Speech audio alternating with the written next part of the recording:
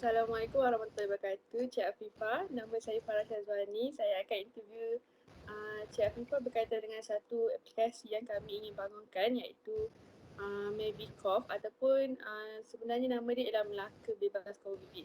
Okay. So sebenarnya apps ni dia untuk membantu pelancong untuk mengenal pasti kawasan yang macam sesak kat Melaka. And kita akan macam elam pelancong tu untuk tak pergi kawasan tu lah. Lepas tu, Okay. selain tu juga kita kat dalam apps ni kita ada sediakan SOP yang patutnya lah. So kita akan suruh pelancong untuk ikut SOP semua tu. Dan ketiga kita ada platform untuk user, untuk pengguna untuk report macam premis ataupun sesiapa individu yang tak ikut SOP. Saja dalam apps kami Okay. ada 3 features ni lah. So, pada soalan saya nak tanya. Pertama sekali, Cik Afif pernah pergi ke Melaka tak? Saya pernah pergi ke Melaka. Atas urusan apa tu? Saya belajar dekat sana. Oh, okay. So, pendapat Cik Afifah, Melaka ni sesak ke tak? Melaka dia sesak bila hujung minggu. Hujung minggu je lah sebab ramai orang datang. Ramai orang datang Melaka. Cik Afifah rasa kalau macam dengan kita mengelak pergi ke kawasan yang sesak, kes COVID-19 ni boleh berkurangan ke? Saya rasa dia boleh berkurangan sebab kita tak jumpa dengan ramai orang. So, kalau lah ada satu aplikasi yang ada untuk kita mengenal pasti kawasan tu macam sesak ke tak ke, Cik Afifah rasa boleh tak dia macam mengurangkan kesesakan kat sesuatu tempat?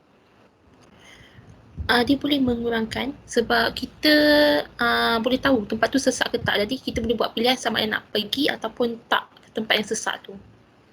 Dengan kita tengok dekat dalam apps tu lah kan? Apps tu lah. Kalau macam bila Cik Afifah tengok dekat apps tu, Cik Afifah macam lebih macam prefer untuk macam nampak dekat macam nampak map dan macam tunjuk red flag ke macam kawasan sesak, ataupun Cik Afifah macam prefer macam ada kawasan tu macam contoh pergi Cendol Melaka tu kan, dia ada macam 50 per 100 orang ataupun macam antara dua ni mana satu Cik Afifah prefer? Saya lagi prefer yang dia tunjuk map, lepas tu dia ada macam alert warna merah ke, tunjukkan tempat tu sesak lah. So macam nampak lah macam okay, ramai Nampak orang. lagi. So, Cik Afifah rasa macam mana kita nak memastikan yang pelancong ni dia mengikut segala SOP yang telah ditetapkan oleh MKN? Kalau contohnya kita ada macam mana satu aplikasi yang boleh kita rekod dia buat kesalahan tu, lepas tu kita boleh bagi tahu dekat pihak berkuasa, mungkin dia akan lebih takut untuk melanggar SOP. So maksudnya features yang kami buat yang ketiga tu macam betul lah kan? Boleh membantulah benda tu. Okay.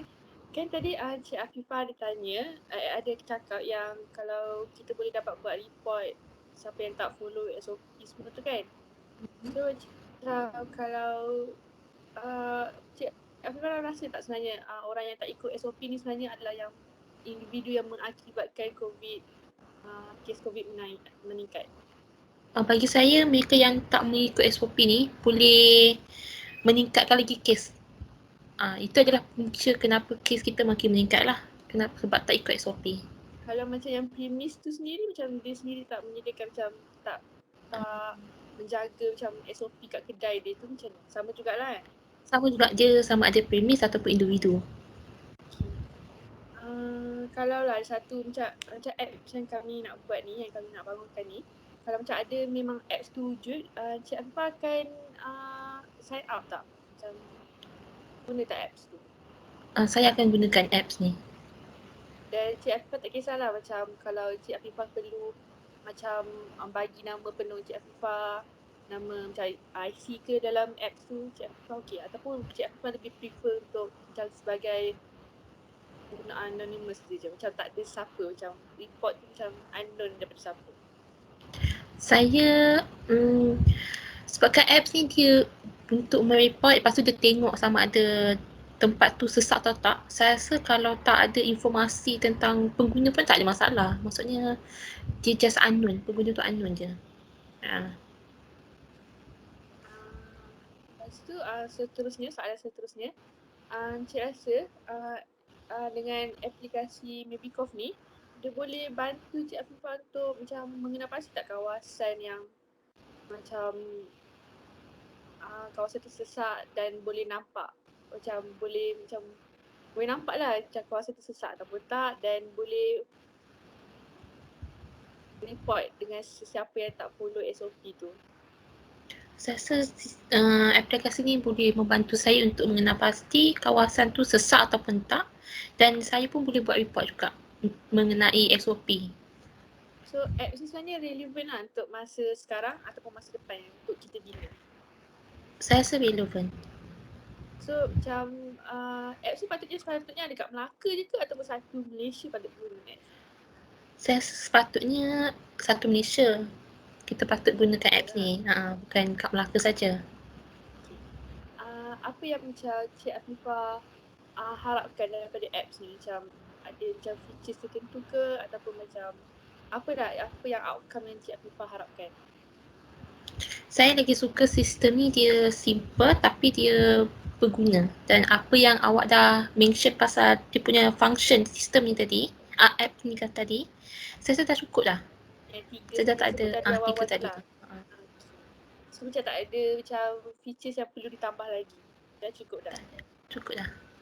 Okay. Andai katalah satu hari nanti Cik Afifah akan pergi ke Melaka dan apps ni dah wujud, Cik Afifah akan macam recommend kepada kawan-kawan tak untuk download apps ni, untuk guna apps ni? Saya akan recommend dekat kawan-kawan saya, dekat family saya. Okay. Itu saja soalan saya tentang apps ni. Terima kasih Cik Afifah sudi meluangkan masa sama saya, dan saya harap apps ni pun dapat dibangunkan dan dapat digunakan untuk semua orang, dapat dimanfaatkan kepada semua orang. Terima kasih Cik Afifah. Terima kasih sama.